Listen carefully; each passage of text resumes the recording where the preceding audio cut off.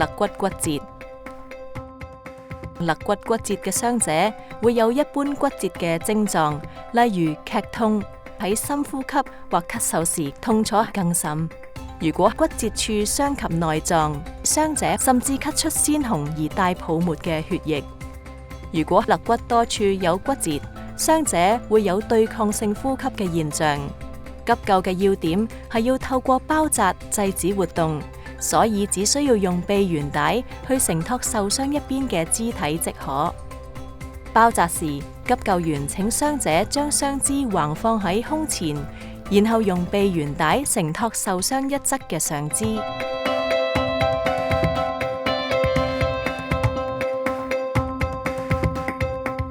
包紮完成後，適當支持傷者背部，身體略傾向受傷一側，呈半坐臥姿勢。